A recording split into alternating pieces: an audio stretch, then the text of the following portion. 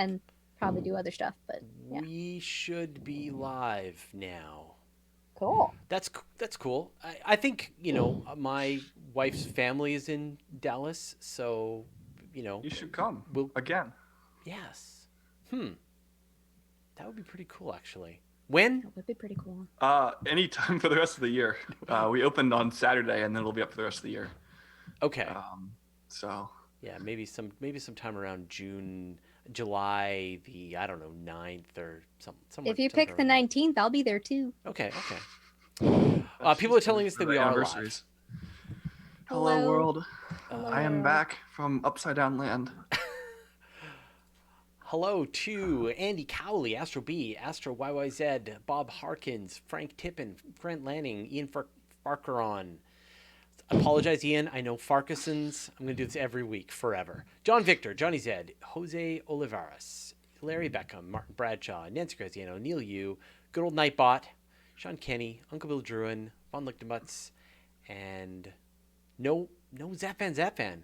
Maybe he's going to say hi. You were waiting for it. I was. I know. It's just you like were. It's literally. I see Raza Siddiqui, David Dunn, J. Alexanderson, John Victor. I don't know if I said you. Grant Lanning, Frank Tippin. There we go. I think that's everybody. I think the hilarious part is when I say Astro YYZ. That is so meta. That gets me every time. Well, because obviously Canadian, right? Yes, they're obviously YYZ. Canadian. YYZ is the. That's an airport code. Is an airport code in Canada. Toronto. Yeah. And yet I am a Canadian saying it properly. So. I reserve judgment. What else is happening? Okay, so how did you like those skies in Australia? Oh, that was super nice. We got out way into the bush and saw really great skies. Saw a large Magellanic Cloud. Orion was upside down. I wasn't prepared for that. Yes, the moon is upside down. That's even weirder. Yeah, that I somehow didn't notice, but I noticed Orion immediately. Yeah.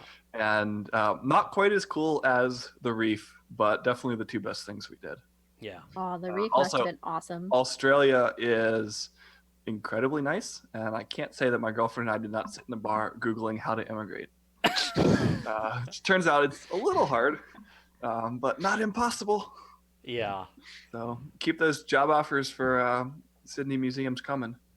Perfect. So if you start speaking in an Australian accent, we should infer that a move is imminent. Yeah. Yeah, either that or I've had an aneurysm on screen.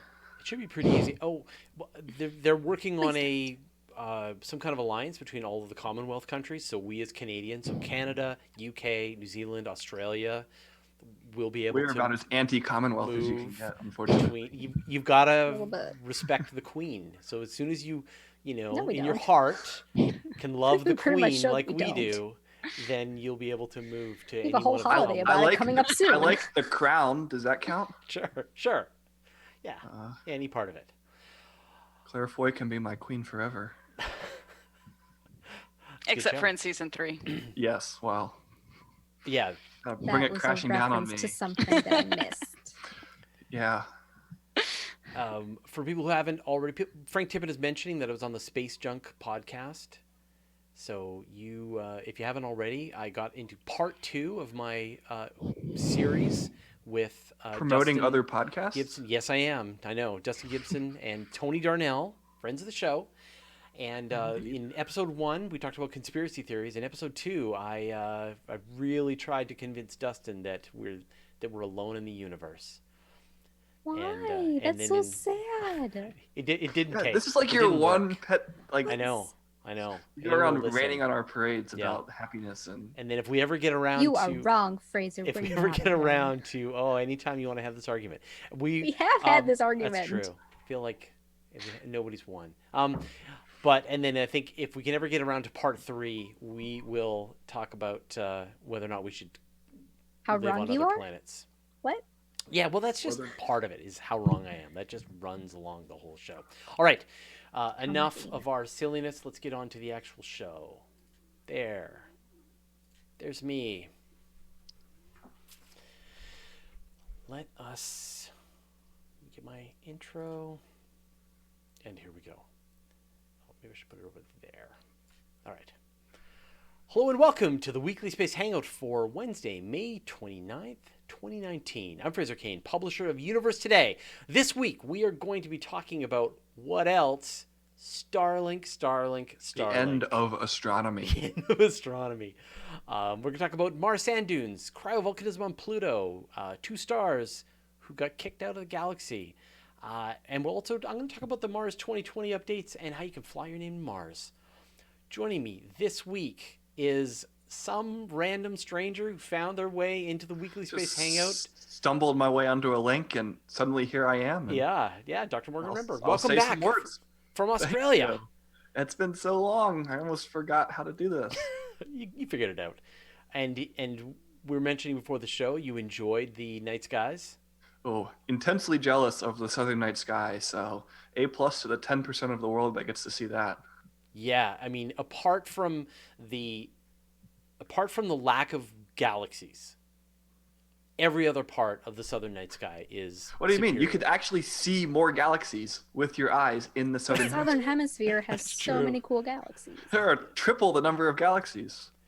In that you can see the large and small Magellanic Cloud. Yeah. Yeah, and the Milky Way. You dissing on the galaxies? No, they're fine. You can't see, all the other ones, all the small ones. Andromeda and, all those ones. Oh yeah, that itsy bitsy Andromeda. Yeah. We've also got Dr. Kimberly Cartier. Kimberly. Hello, happy podcast day. Happy podcast I'm always day. here. So I went nowhere cool, Nope. nowhere special. My night skies were exactly the same. We did lose you for 1 week where you just got thrown I a gigantic assignment I- at the last minute. I Yeah. had a writing binge So you and sort then of had slept for 3 days. Yeah, exactly. So it was like a So. holiday in your As own one home does. of As work. you do. That's how Yeah. normal work happens, right? That's exactly right. All right. So, as always, before we get into this week's show, I want to give a special reminder, shout out to our good friends at the Weekly Space Hangout crew. We don't want that. Apologies. Our good friends of the Weekly Space Hangout crew, we are indebted to them to organize our guests every week, to keep the fire burning as we move through our summer hiatus, and you should be a part of this amazing community. So go to wshcrew.space, and they will connect you up, and they will give you access to the Slack that's down at the bottom of the screen, and all the other good stuff. So wshcrew.space. That's good. My phone is blooping. All right, let's get into the guest. All right, where is I lost all my screens. Apologies. I'm clearly less smooth than normal. Here we go. All right, Dr. Molly Peeples, welcome to the Weekly Space Hangout. Hi, how's it going? You're moving. Sorry, apologies. Can you move your camera to the side a little bit? Or I can just. There we go. Perfect. all right. Yeah, perfect. Yeah. Who are you? What do you do? Hi, I'm Molly Peeples. I'm an astronomer at the Space Telescope Science Institute in Baltimore, Maryland. So Space Telescope Science Institute is the science home for the Hubble Space Telescope, and we will be both the science and flight operations center for the upcoming James Webb Space Telescope. So I get to do a little bit of research and science on my own, and then help support our missions for NASA.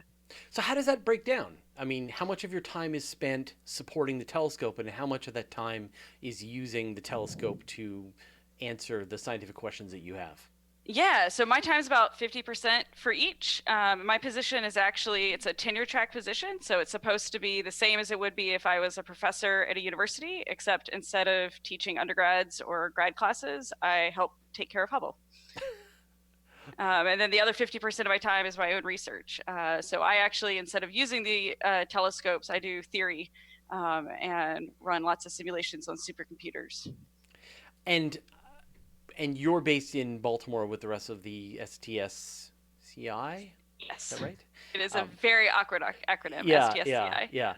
And but not only, as you mentioned, will you be working with Hubble, but you're also going to be managing James Webb as well, right? Yes. Yeah. Not you specifically, you and a few people in that building. And a few other 100 people, yes. Yeah, exactly.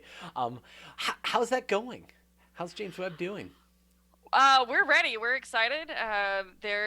the launch date is set for March 2021, so just under 2 years. And they're doing the final sets of tests now. And we're here setting up, doing our final, we've got the first call for proposals to ask the community what they want to do with this observatory, because it's the world's observatory, it's the community's observatory that's going to be coming out in a few months. And we're helping train the community on here's how to actually go about using this new observatory you've never used, and helping everybody really ramp up to this new kind of really exciting data.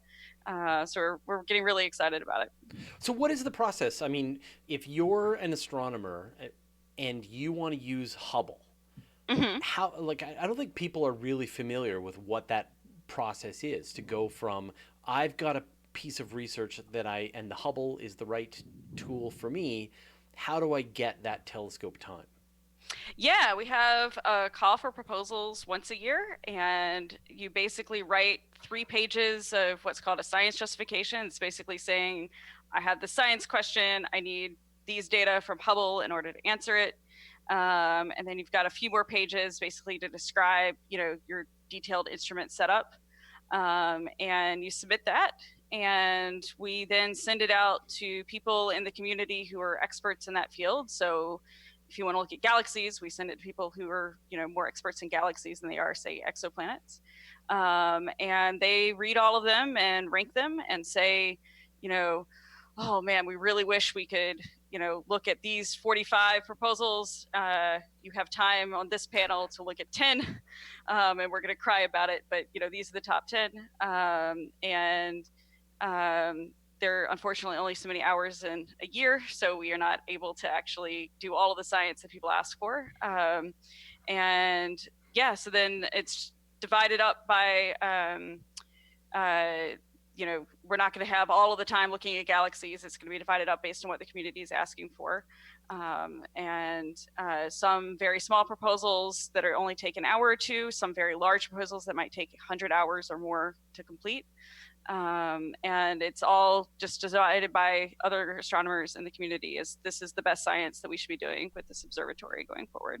And so it's like, if you're an astronomer, you make a proposal to access Hubble, and then if you get that time, then you'll get the data back from Hubble, and then you can use that to then write your paper and move forward. Yeah. And so then you work with people here to actually get it scheduled, and then you just get an email one day saying, we took your data, it's in the archive, you can log in and get it now, which is really easier than staying up all night at altitude and not getting enough oxygen and caring about where clouds are in the sky.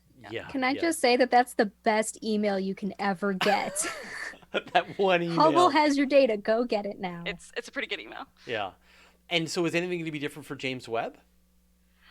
It's basically going to be the same. We're making it a little bit more streamlined because, Hubble has been around for 29 years. And so there's a lot of time for people to do that intellectual cycle of, well, I tried this thing. Oh, here's a better idea of how to use this. The last servicing mission to Hubble was 10 years ago this month. And even the quote, new instruments, we've had time to figure out how to use and how to, maximize what we're getting from. But the prime mission for James Webb is going to be 5 years, with an extension possible to 10 years. And so we're really going to have to be on it to be able to have that intellectual cycle be turned around as quickly as possible. So we want as little lag time as possible between when someone has an idea, is able to submit a proposal, is able to get those data down.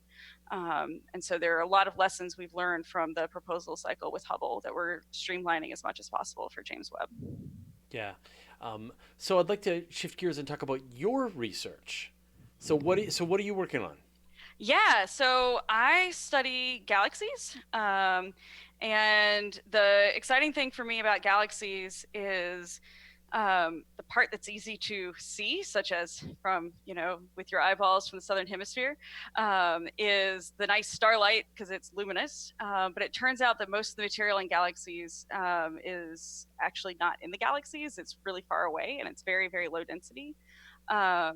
And something called the circumgalactic medium. So, right, the main thing the galaxies do is they turn gas into stars, and then those stars blow up and return that material back into their environs.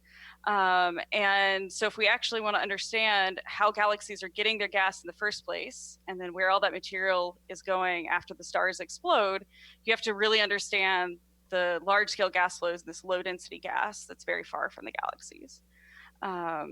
So for example, one fact that really blows my mind about this is, so everything on the periodic table that's heavier than helium, so all the carbon and oxygen and, you know, iron, everything, is made in the death of a star, right? This is the adage that, you know, we're all stardust. But when stars die, they blow up, right? And so that material has a lot of energy and a lot of momentum and just gets flung very far away from the galaxies, actually. So even though all of this material, all of these heavy elements are born in galaxies, the vast majority of it is not in galaxies anymore. It's in this circumgalactic medium very, very far away from the galaxies. And because this stuff is so low density, it's very difficult to observe. And you actually have to go into the ultraviolet to see it, which is one reason I love the Hubble Space Telescope, because you can either have, you know, life on Earth or ground-based UV astronomy. So we put the telescopes up in space. Yeah. So we've really been able, thankfully we still have an ozone that is absorbing most of that UV light. So we've been able to learn observationally a lot about this material in the last 10 years. And the thing that I've gotten really into recently is trying to model this low density gas in simulations, which is also very difficult to do because it's very low density. Most of the simulations that have ever been done for galaxy evolution have focused on the dense gas and the nice luminous things that are easier to observe and compare to observations. It's a fascinating idea, and this is absolutely blowing my mind. And when I'm thinking about the various processes that stars use to get rid of their heavier elements, you've got stars that will be, say even like stars like our sun, as they're reaching the ends of their lives, they're blasting out this material with really high winds. They're sloughing off their outer layers at like galactic escape velocities. So a star like our sun, it'll more like kind of slough it off, like you said. So it's a relatively slow velocity, but depending on the dynamics, some of that material could escape. But definitely the more massive ones that and then the big supernovas, right? Supernovae are just gonna, you know, they can burst holes in the surrounding gas and just you'll get those like type 2 and they'll just go kaboom. And then they're gone, and and so every part of them is on a galactic escape trajectory. Or the details of exactly how much escapes where, when, and how is under continuous, vigorous debate. Right. Because it's going to depend on the details of, you know, what are its surroundings? Is it going off in an area that's still forming stars and so has lots of material around it, or is it relatively isolated by the time it goes off? And that sort of thing. But those are the kinds of details that really end up affecting the large-scale evolution of the entire galaxy. Right. And then, I mean, the more modern idea now is that maybe it's the colliding neutron stars, the kilonovas, that are also helping seed a lot of these elements into the so a lot of the really heavy elements are probably coming from the merging neutron stars, that something called the R process elements, that they knew that you needed a source of lots of neutrons in order to form. And well, neutron stars have lots of neutrons, so this has been kind of an obvious candidate for a while, and it looks like a lot of progress is going to be made in that area in the next few years. But I'm imagining these things exploding and the material just heading off into space, and as you said, out of the galaxy, as opposed to it being caught. And so, are the right tools in place out there to really be able to detect this stuff outside of the galaxies? Yeah, so for the more common elements like oxygen, carbon, silicon, we can detect it with the Hubble Space Telescope. And so what you do is you use a really bright background light source like a quasar, and you can observe it in absorption along the line of sight. And it's like using, you know, like a background lighthouse to observe, you know, the cosmic fog, for example. And because it's just too diffuse to see an emission, right? The way that you would see it in emission is by having, you know, two atoms smash into each other and emit photon that you would then detect. But when your densities are such that you have, 1 atom per cubic meter, it's probably not going to happen. Right. And so it's just too diffuse to see with emission with current telescopes. And this is the same technique that astronomers have used fairly recently to finally find the missing mass in the universe, right? They use the same idea of. Yeah, these are the same things, and a Right. lot of the so-called missing mass is in this circumgalactic medium. That it is, it's, again, you look at the galaxies, they don't have all of the gas and all the regular material that you're looking for, and so the obvious place that it should be is in this low density gas around the galaxies. And so one of the things people have been able to do with Hubble is be like, yep, there it is. And so how much do you think then of this gas is from the galaxies themselves, and how much is the leftover stuff from the Big Bang? Yeah, so that probably depends a lot on the mass of the galaxy that you're looking at. So has it, is it still coming in and hasn't gotten in, or is it, gone in and then come out, and Right. gravity and, has done its thing and it's gone back in a few times. That's hard to say. That's one reason I really like looking at the heavy elements, because those started in the galaxy. Yeah. And so you can really use them, like marked bills, and then, to really trace the flows of the gas. And because 80% of that material is not in the galaxies, it looks like it's a large fraction is actually of the total material is going through the galaxy at some point. But how much of the total material is one or the other, I don't think we have a good handle on yet. And that's Right. one of the things that we really need the models to help figure out. Now, Hubble is one of the best. You mentioned the ultraviolet, and that's just one of the spectra that it's able to do, from infrared through visible light to ultraviolet. James Webb can't do ultraviolet; it does infrared, and Hubble is getting old. Is there a next level? Is there a James Webb of ultraviolet that we might be able to see at some point? Well, the one that I'm really excited about, and I really hope I get to see sometime in my career, is called, it's a concept called LUVOIR. It's the Large Ultraviolet Optical Infrared Surveyor Telescope. And basically so Hubble is 2.4 meters in diameter. So imagine what you could do with a light bucket that is, 10 to 15 meters in diameter.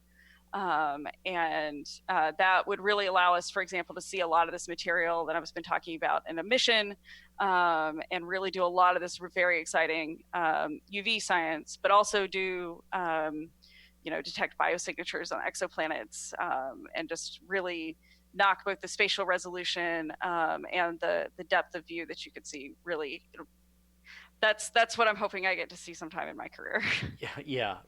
So are we all. We've had a chance to interview some people from LUVOIR before, and it's like, yeah, there you go. People are noting that's like the favorite word. That's everyone is going crazy in the chat because you said LUVOIR, but until, like, if LUVOIR doesn't, if LUVOIR gets delayed, if it takes longer than expected, there could be a gap in powerful ultraviolet astronomy for several years. The really interesting thing that's happening right now with UV is the detectors are getting better. So the efficiency given the size of your detector, how much of, if you have a UV photon hitting it, what's the efficiency that you can actually detect that with? And obviously, you'll be able to get better data if your detectors are more efficient. And so a lot of those tests for more efficient detectors and better technology for actually detecting the UV photons are being tested on CubeSats right now. And those, are the other direction where you have very, very tiny light buckets, but you can have very targeted specific science goals with those and still get interesting smaller scale science out. But it's still very exciting from the technology development point of view, so that when we are able to start building an instrument suite for LUVOIR, we can really hit the ground running because we'll have that better UV detector technology. Well, Dr. Peeples, thanks so much for taking the time to chat with us today. What is the best place for people to follow the work that you're doing? So the two places would be my webpage, which is molly.science. And I'm on Twitter at astronomolly. It's like astronomy, but with more Molly. Yeah. Fantastic. All right. Well, thank you so much. And again, thank you for explaining both the process and good luck with your research. Great. Thanks. All right. Take care. All right, let's move in to the stories, and let's just start with the big argument, because I know people are going to want to see us get into it. Morgan, apparently some constellation of satellites has begun launching. Yeah, I think a different way to phrase that would be that we've reached the end of astronomy and we'll begin the slide back towards the Stone Age with very fast internet. But tell me how you And feel. that may be a trade-off worth making, but it's one that's been foisted upon us. Thanks, Elon.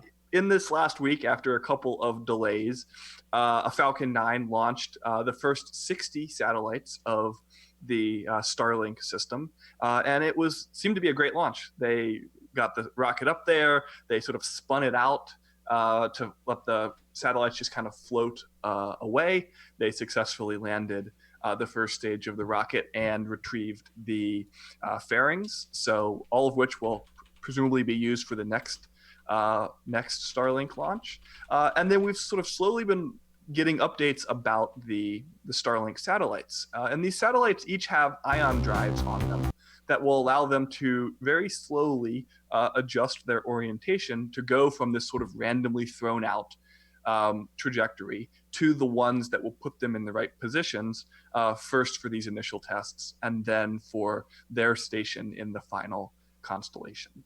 And so we have 60 up there, and they're hoping in the next year or so to get at least the first 500 or so up, which would be the number that they needed to offer satellite internet to some places on Earth, particularly high northern latitudes like the north of Canada or even the northern latitudes in the United States.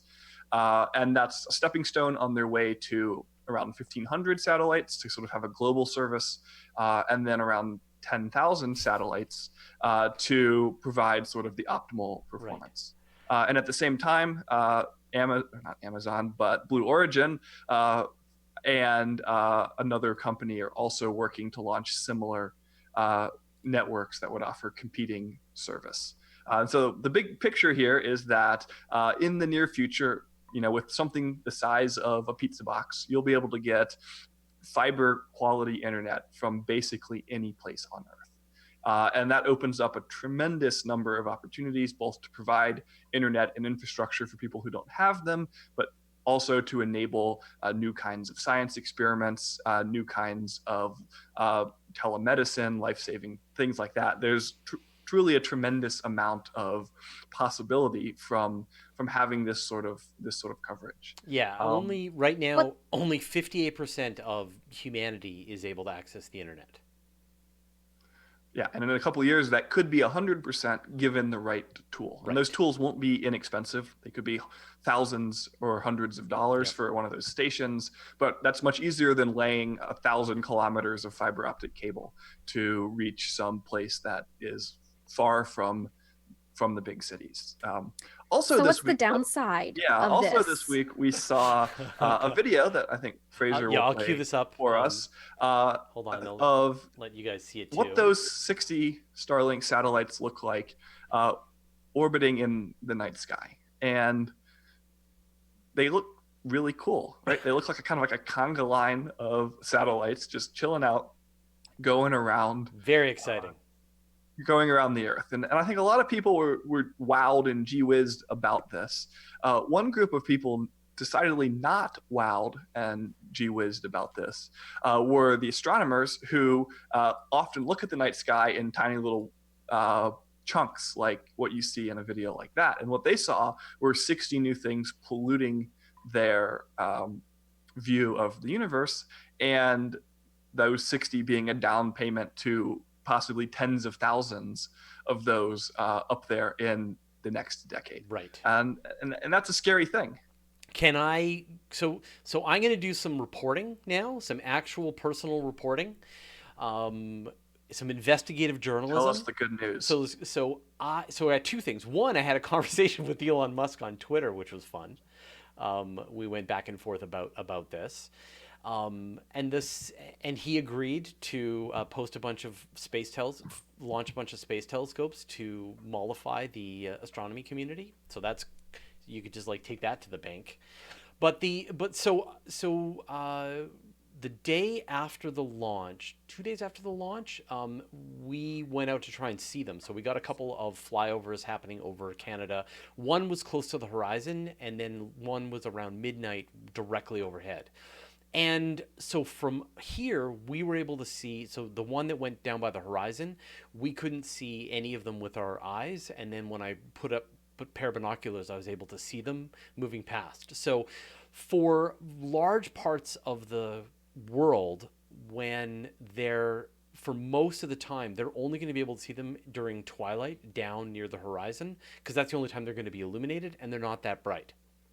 But for the one that went directly overhead, because we're in summer in Canada, we get satellite passes that are fully illuminated all pass long. Like every time the International Space Station goes over during the summer, we see it the whole way across, not just like it shows up and then it fades away. We see the whole thing.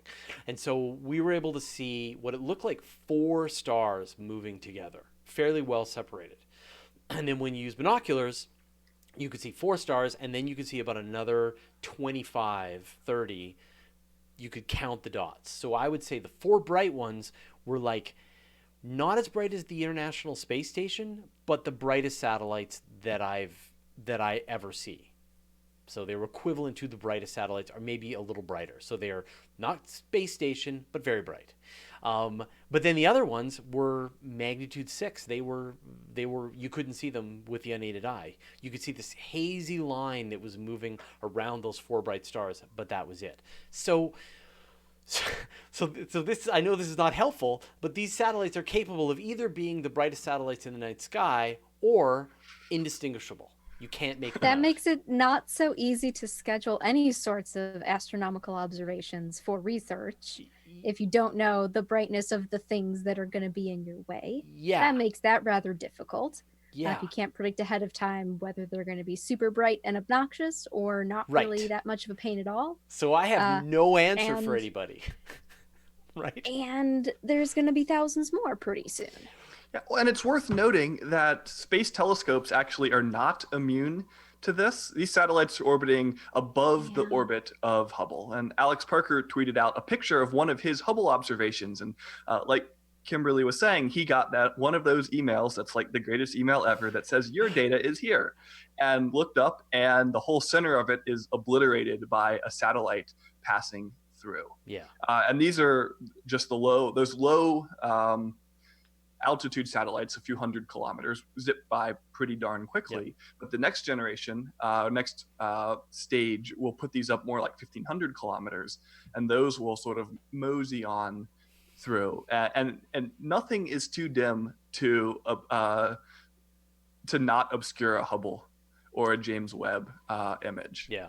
I mean, consider the fact that Hubble has detected like the darkest asteroids, things out in the Kuiper Belt, like tiny little moons of Neptune obscured by the giant disk of Neptune. Hubble teases those out, so a Starling satellite's going to be nothing. And that said, there are already 5,000 satellites in orbit, 2,000 operational satellites in relatively, in orbital areas. There's 20,000 pieces of space junk larger than 10 centimeters across, each of which puts off some kind of illumination. Like this problem, we are well into this problem already. And anyone who's done any astrophotography, anyone who's done any science using these telescopes has had to pull satellite passes through their images. It happens all the time. So it's going to this is a known problem, and now it's just going to get worse. Yeah, and it's, this is like everything in civilization. It's a balance between the needs of some people and the needs of others. And I would suspect that you'd have a hard time finding many astronomers who would say, let's not do this. Because we found many the opportunities are really high. What this is going to require is cooperation. These satellite companies are going to need to make their satellites as unobtrusive as possible. They're going to need to publish sort of up-to-date information about where they are. And then astronomers are going to have to build tools that will go into the pipelines of things like Hubble and James Webb that will help predict at a given time in a given place what's going to be there. We already have to do this for things like the moon. if you're observing on the ground, some kinds of observations are basically totally immune to whether the moon is in the sky or not. And you can go whenever. And other people's observations require the darkest of dark nights, and they can only go certain times. And so I suspect going forward, we'll see people's observations being sort of put into these different buckets. And if you can survive some satellite strikes, then you can go then. And if you absolutely need to have a totally blank field of view, then you're going to have to be patient for when the right time is, and you're going to have the information about when that might be. Yeah. And so I like my experience as an astrophotographer is it's airplanes. Like the vast majority of the objects that ruin my photographs are airplanes. An airplane just passes right through, leaves 4 trails, bright trails right through my photograph, and you have to throw out the frame. But I've definitely caught a couple of satellites, and with wider exposures, you catch more of them. So this is, like light pollution, this is going to be this steady sort of disruption of the night sky for the purposes of science and for people being able to see satellites. But I mean, can you imagine if we were able to take on light pollution as a problem and minimize, I guarantee astronomers would be glad to eat satellite trails through their photographs as opposed to the level of light pollution that has obscured the night sky for the civilized world, right? I think it's worth considering too that the concern here isn't only optical observations, but each one of these tens of thousands of satellites will be blasting radio waves down on the Earth, because that's how we're going to get the signals. And that's true of our cell phones right now, but we've carved out empty places around radio telescopes where you can have relatively unobstructed views, and the geostationary communication satellites are sort of in a known plane of the sky. But now, if the goal and the opportunity is to have internet everywhere on Earth, that means there are radio waves striking every spot on Earth, and every company is going to have a different frequency and different bandwidth, or they're all going to collide together. And so you can imagine that in some ways, the radio pollution might be even more distressing than the optical, and it's much harder to get radio telescopes up into space than it is to get an optical telescope up there. Yeah, lunar telescope.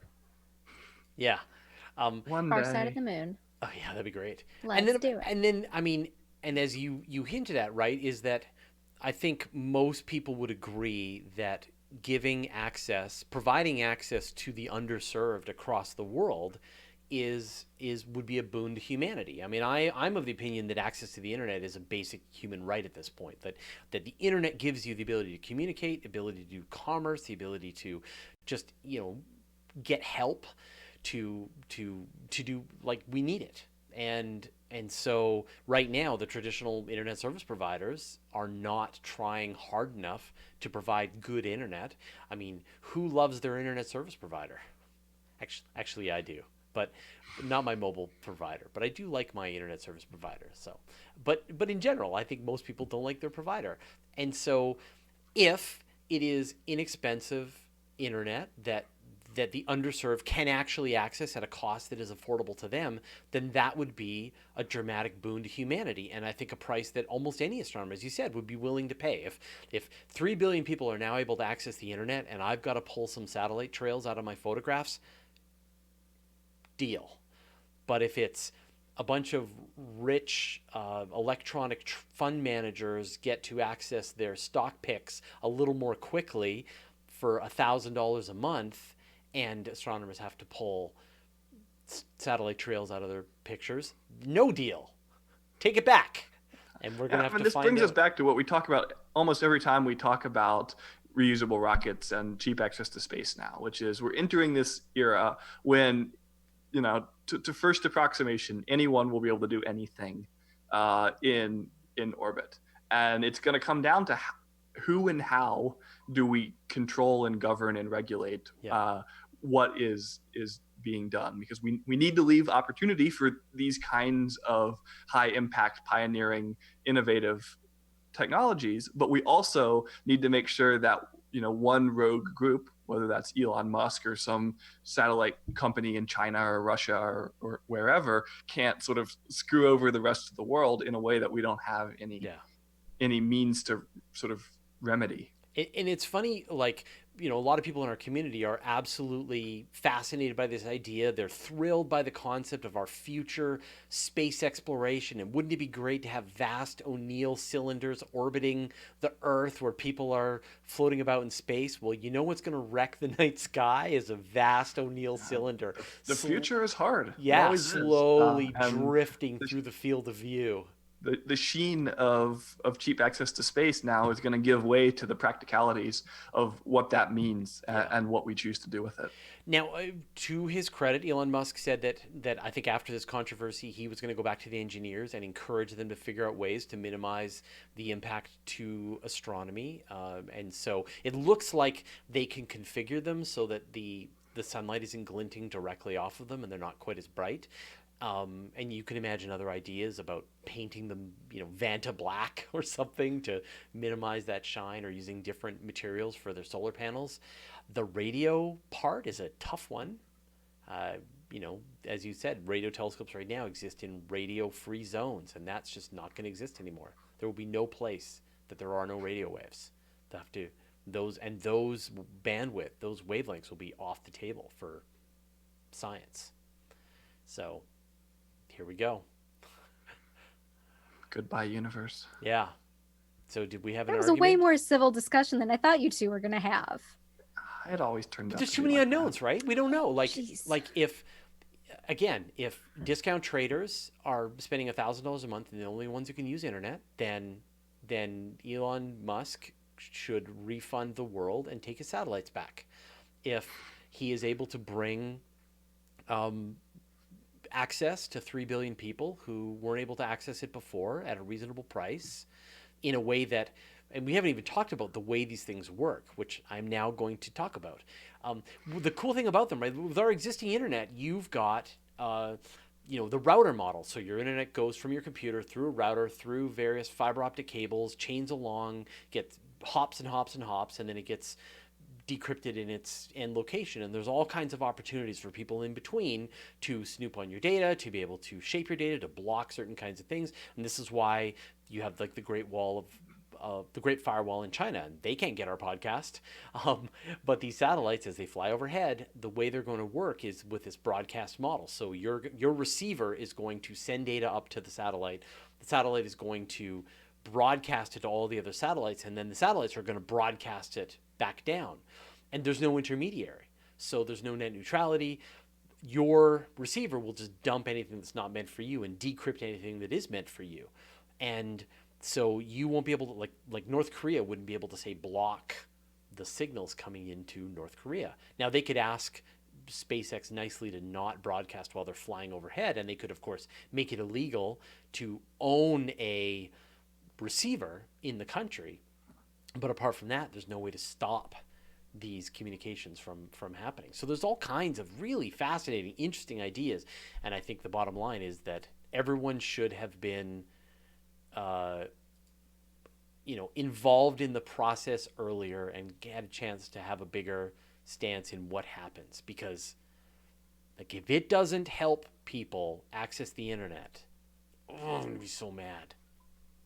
Yeah, I mean, at the nation state level, I think we're going to see the process work in the sense that if China doesn't want SpaceX to blast internet into China, they will ask the United States very nicely to make SpaceX stop doing it. And the US will make SpaceX stop doing it. Because the alternative is China decides to just start taking pot shots at the satellites, and soon nobody gets to go to space. Or it would be, they would say Tesla is not able to build the gigafactory in China until they make the Starlink satellites not transmit, or something. Right. So if you have the clout of a major world power, I think your wishes will be understood. The question here is going to be what happens if you're a small country, or a country directly in opposition to the United States or China or whomever's launching these things, or you're a company, or you're just an average person that wants to go up and look at the sky. There, it's not at all clear what's going to happen. Yeah, but for the people who are living in light pollution already, they're not going to see them. Right? Oh yeah, no, this is really not a problem for No. For the naked eye, and probably never really will be for the naked eye. So someone did a calculation, and the full constellation, SpaceX constellation, would put something like 15 to 30 satellites visible from a dark sky location at all times, which is a lot, but it's not like you're going to see a bee's hive in the night sky, even if you make it out to the darkest places. This is really a problem for science, which is better and worse in different ways. Yeah, and if they're as dim as the ones that I saw, then you won't, even if you're in dark skies, you won't see them. So, or they'll be as bright as the brightest satellites that I've ever seen. So, again, the answer is unclear. There was one other aspect of this that I wanted to dig into, but I can't remember. Oh well, and we should probably move on anyway. Kimberly, tell us the good news. Yeah, other stuff happened besides Starling, I promise. So, really cool discovery just today. It was announced that there is evidence for recent cryovolcanism on Pluto. Yay! By recent, I really mean in the past couple million years. Recent in the scope of the solar system. But there is a new analysis of data from the New Horizons flyby, specifically looking at... Great. See, I knew these would come in handy one day. So here's Pluto. Here is Sputnik Planitia, and here to the west is this little darker red patch, known as, there's a bunch of craters that are known as Virgil Fossae, or actually there are a series of valleys, sort of like right there. We go this way. And those valleys are a much deeper red than the rest of the ice surrounding the valleys. And so the theory was that there's a lot of non-water ice components that's making that ice really red. And the new analysis of New Horizons data showed that material is actually a good quantity of ammonia ice, which is really interesting because ammonia is really fragile when it's exposed on the surface. It doesn't last very long. It very quickly breaks down under ultraviolet, under the solar wind, under cosmic rays, all sorts of things that something sitting on Pluto's surface would be exposed to quite a lot. But there's a significant quantity of ammonia ice in that particular region, which means it has to have been put there recently. And based on the distribution of this ammonia ice scattered around these valleys, the theory is that the ammonia was deposited there through a bunch of different vents or volcanoes, openings in the surface that are allowing some subsurface liquid to spew out and cover the surface. And that's what we call cryovolcanism, which is neat. So I have two questions. I have two answers. Question number one is that when we saw the first pictures coming back from New Horizons, there were a few features that people pointed to and said that might be a cryovolcano. Yeah. Are these the result of those, or are these like different? These are a totally different area of Pluto than where we thought we saw cryovolcanoes. Those cryovolcanoes still exist. They're just on the other side of the plane. These ones are in an area that sort of have a very similar color to Charon, and some of the smaller moons, Nix and Hydra, have some of the same sort of reddish features, the same type of ices. So this is a very different place and possibly a different mechanism for cryovolcanism, because we don't see any of the obvious mounds or anything like we would associate with a volcano. These are just sort of giant crags, deep rents in the surface. And so we don't really know why or how that subsurface material is coming up. We don't even know if it's the same pool of material that might be coming up. It's one of the really big questions, is if there are cryovolcanoes here and there are cryovolcanoes there, are they accessing the same reservoir of subsurface liquid? We don't know. Maybe it's just localized pools of subglacial liquid. Maybe it's a global ocean. So that's one of the big things they're still trying to answer. The other question is, like, where's the heat coming from? This is a question every time we see cryovolcanism, but especially on Pluto, where is the heat coming from? The heat is actually coming from Pluto's core. Pluto's core, which is rocky, has some radioactive decay going on, and that's actually heating up the subsurface material just enough. When it's mixed in with some other stuff, like perhaps ammonia or other salts, which lowers the freezing temperature of the water, and just that tiny little bit of heat from radioactive decay could keep it liquid. And the thought now is that this stuff could be, all of these icy worlds could have this. It's possible, yeah. I mean, there's Pluto, there's Titan, there's obviously Europa, there's obviously Triton, all sorts of icy places that we're pretty sure have subsurface oceans or reservoirs of liquid. So did we just screw up our understanding of how radioisotopic decay generates heat in these small bodies? Because like 10 years ago, or even one day prior to the New Horizons arrival, you would have said that these objects are really small, they had relatively few radioisotopes, and those would have been used up really early in the solar system, and there wouldn't be a meaningful amount of heat like created by those. Are we just like not thinking of that right? There's no evidence here that there's like a weirdly large amount of radioisotopes or something. That one I'm not entirely sure about. I don't think there's any evidence that there's a weird amount of radioisotopes in Pluto's core. But there might be substantially more sort of mix-ins in the water ice, so you don't need as much heat perhaps, but I'm not entirely sure on that hard to point. Reconcile the size of Pluto with the amount of heat that we see must obviously be there. And that's so challenging. I mean, New Horizons, maybe we'll get some more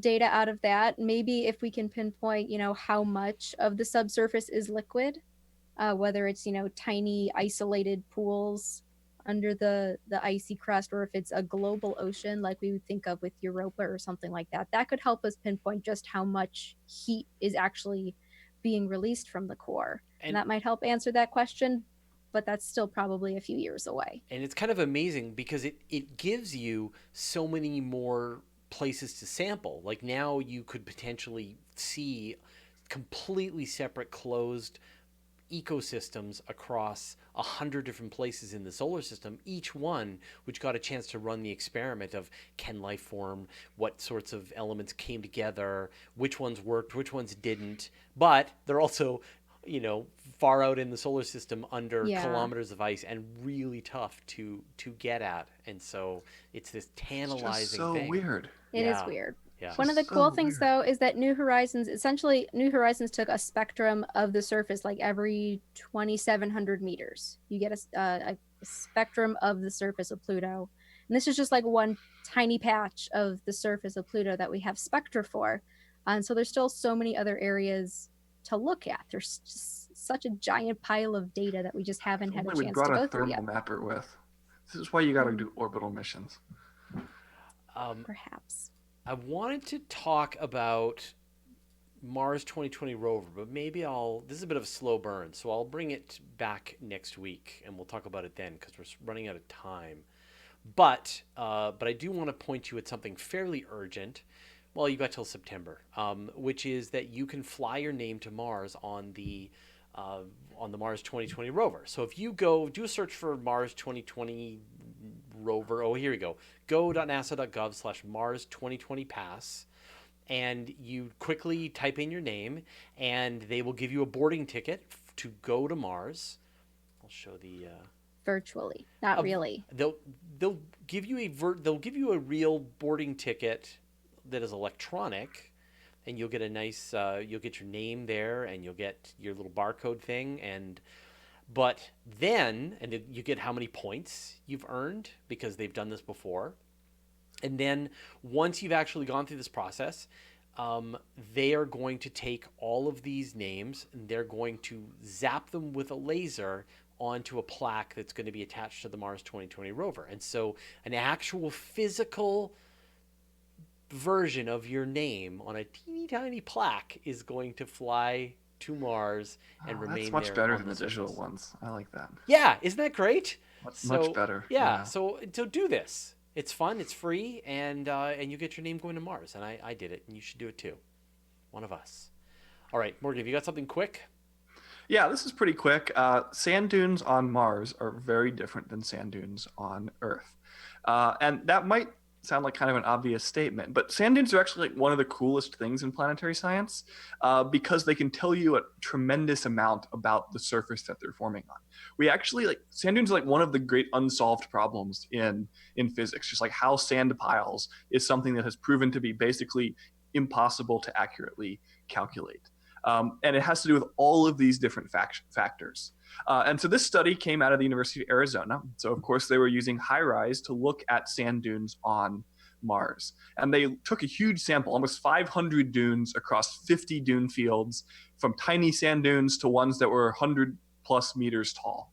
And they looked at them and then came back and looked at them later. And they were looking primarily to see how much sand was moving and how quickly it was moving. And what they found was that sand on Mars is moving really slowly. On average, the dune shifts by about 60 centimeters every year. You can compare that to Earth. We have dunes that can move tens of meters per year. And that kind of makes sense in a way because although the winds on Mars are very fast, they carry very, very little energy because the atmosphere is so thin. And so you have to do a lot of work with that wind to move bits of sand a little distance. But what was really cool here was what they found, like the factors that they found affected the speed at which dunes moved. And the two big ones were that like big dunes moved faster than small ones, and that there was a really strong dependence on temperature to how quickly a dune was moving. And neither of those things are things that seem to affect the motion of dunes here on Earth. And for the temperature one, they sort of danced around one possible cause, which would be carbon dioxide ice that gets deposited onto the dunes. And when it does that, it kind of freezes the dune particles into place and locks them down from being able to move. And this is a bigger deal on Mars than like water ice is here on Earth, because on the surface of Mars, temperature swings are much, much bigger. You can go hundreds of degrees from the coldest in the winter to the warmest in the summer.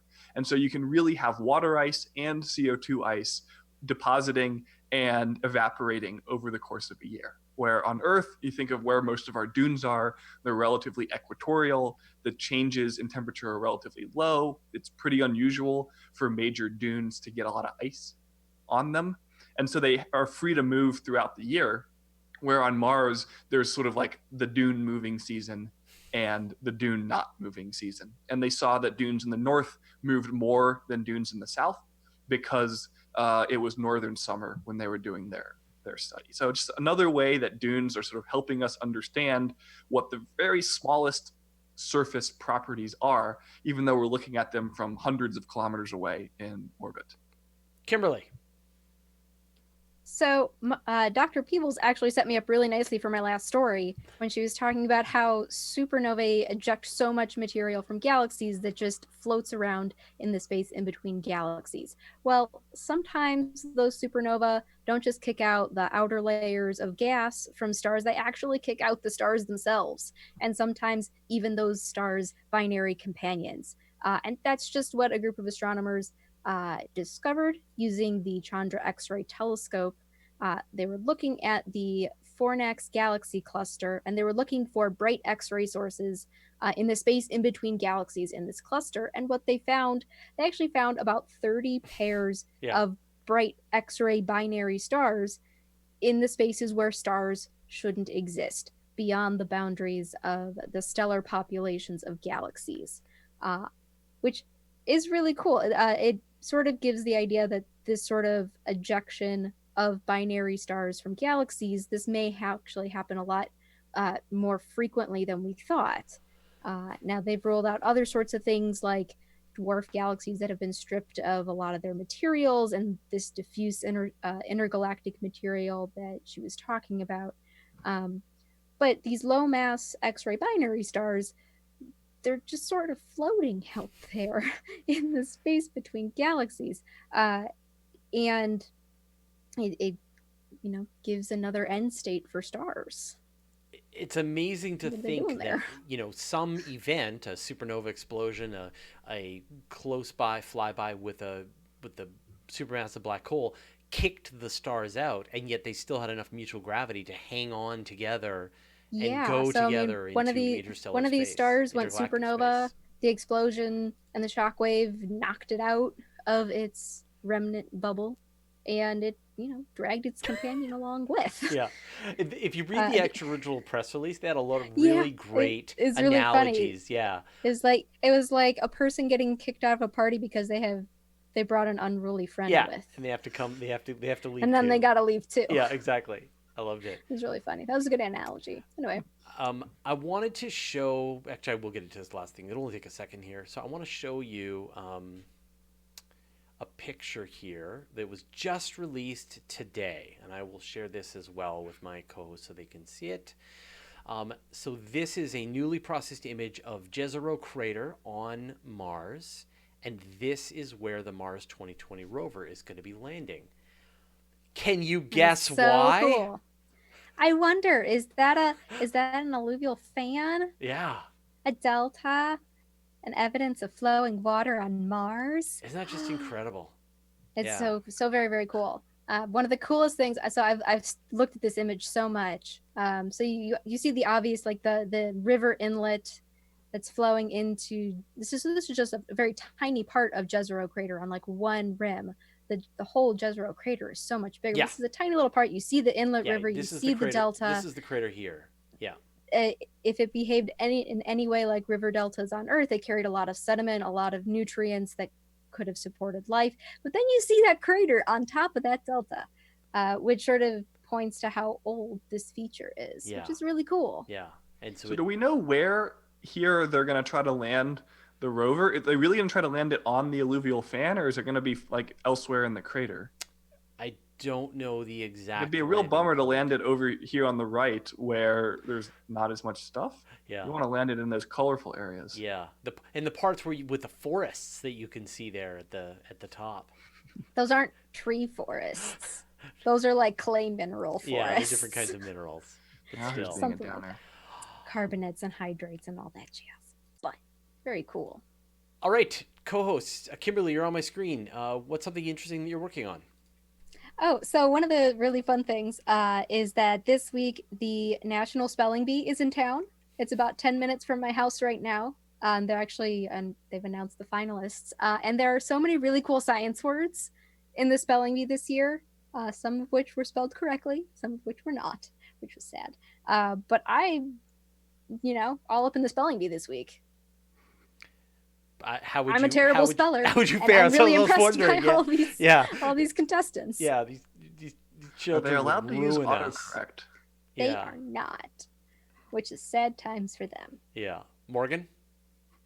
I am very excited because after what feels like an indefinite amount of work, but has really only been about a year, on Saturday, I'm opening my very first exhibition at the Fort Worth Museum of Science and History called Launchpad. And it's all about exploring space. We're going to celebrate Fort Worth's very own Alan Bean, the fourth person to walk on the moon.